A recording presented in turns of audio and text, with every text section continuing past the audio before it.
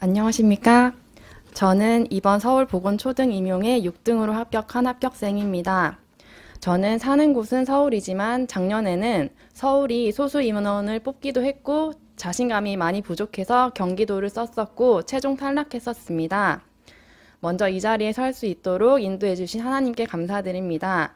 또 주말마다 아이들을 책임지고 저를 끝까지 응원해 준 남편에게도 감사의 말을 전하고 싶고 2년 동안 저와 함께 해준 짝스터디 선생님께도 감사의 인사를 전하고 싶습니다.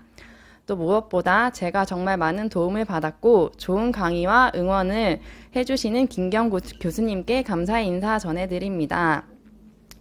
이 자리에 서도 될까 많은 고민을 했지만 저도 힘들 때 합격생들 수기를 찾아보고 많은 동기를 부여받아서 이 자리에 서도록 결심을 하게 되었습니다.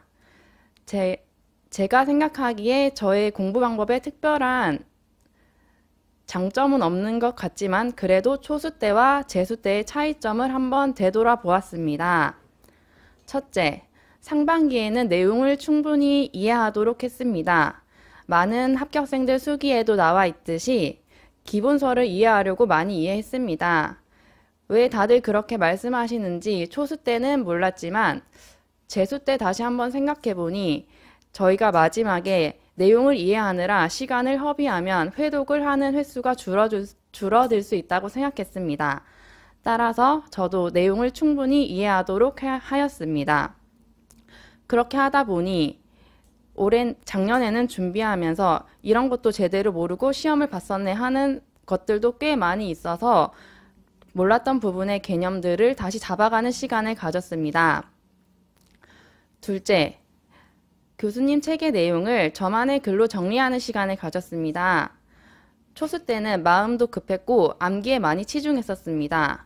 또한 저는 텍스트 내용을 그대로 통째로 암기하는 습관을 가지고 있었는데 이런 습관은 임용 공부에서 저를 많이 지치게 했습니다.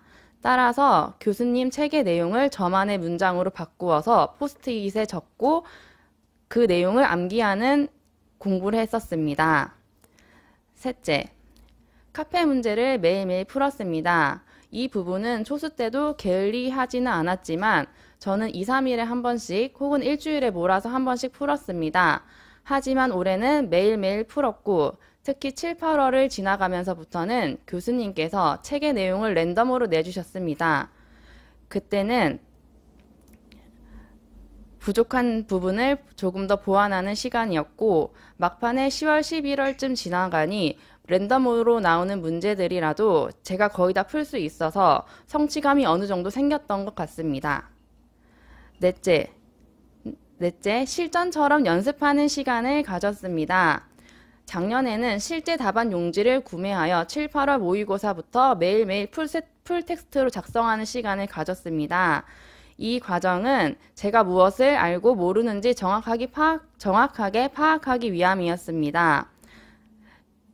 그 내용을 정리하면서 답안지에 꼭 들어가야 하는 키워드가 무엇인지 파악할 수 있었습니다. 다섯째, 구조화하는 작업을 했습니다. 다들 아시다시피 교수님의 책은 정말 구조화가 잘 되어 있습니다. 다만 초수이신 수험생들은 한눈에 안 들어올 수 있습니다. 저 또한 그랬습니다. 재수 때는 대주제와 소주제를 다른 형광펜으로 표시하고 넘버링하는 작업을 했었습니다. 왜냐하면 대주제 속에 포함된 소주제가 무엇인지 책을 안 봐도 큰 그림이 그려질 수 있어야 시험장에서 내용을 꺼냈을 수 있다고 생각합니다. 따라서 이 작업을 하는 것을 추천드립니다. 저는 이러한 작업이 특히 정신간호학을 공부할 때 많은 도움이 되었습니다. 여섯째, 마지막으로 청킹이 중요합니다. 저희가 정말 많은 내용을 공부하지만 그 내용이 머릿속에 다 담기지는 않습니다. 하지만 이를 위해서 교수님께서 청킹을 정말 많이 말씀해 주십니다. 그냥 흘려듣지 마시고 꼭꼭 다 암기하시면 좋겠습니다.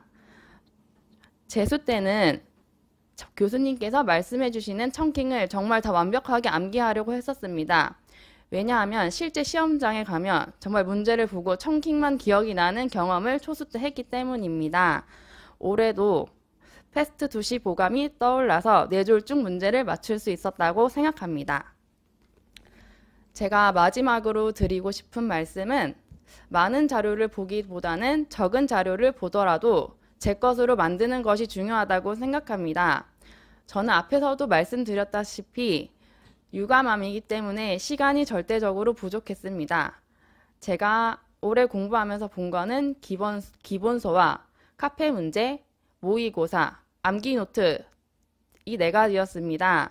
교수님께서 정말 작년에 많은 자료들을 올려주셨는데 욕심은 나지만 다 보면은 제 공부 방법이 무너질 것 같아서 저는 4가지를 중점을 두고 공부를 했었습니다.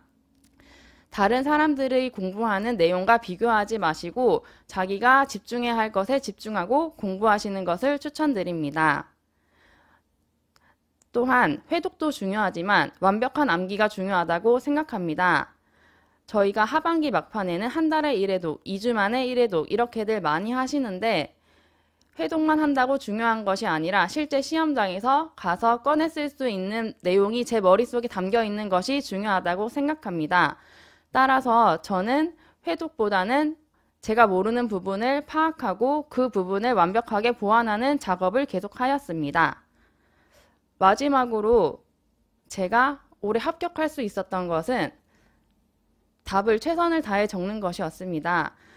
초수 때랑 재수 때를 비교해 볼 때 마음가짐도 달랐습니다. 초수 때는 모르는 내용이 있다면 일단 빈칸은 두지 말자라는 마음이 있었습니다. 작년 재수 때는 시험이 다양한 부분에서 예상 외의 문제들이 많이 나왔다고 생각합니다. 하지만 교수님께서 상대평가라서 어려운 내용이 나오더라도 조금이라도 알고 있는 것을 적는 사람이 점수를 받을 수 있다는 말씀이 시험 중에도 생각나서 틀리지 않는 선에서 제가 적을 수 있는 모든 내용을 최선을 다해서 적고 나왔습니다. 이러한 것이 저를 합격의 길로 이끈 것 같습니다. 저는 감정의 기복도 크지 않고 스트레스도 많이 받는 성격은 아닙니다. 그래서 다들 육아하면서 공부를 하는 게 대단하다고들 하는데 저는 육아와 공부 그 2가지 모두 저에게 큰 스트레스는 아니었습니다. 따라서 올해 준비하시는 수험생 여러분들도 꾸준히 최선을 다하는 것이 중요하다고 생각합니다. 초수에 한 번에 합격하시는 분들도 계시고 저처럼 재수나 N수생으로 합격하시는 분들도 계십니다. 하지만 끝까지 포기하지 않고 최선을 다한다면 언젠가는 이루실 수 있다고 생각합니다. 저도 해냈으니 다음번에는 여러분의 차례라고 생각합니다. 2026년 임용고시 꼭 합격하시길 바랍니다. 감사합니다.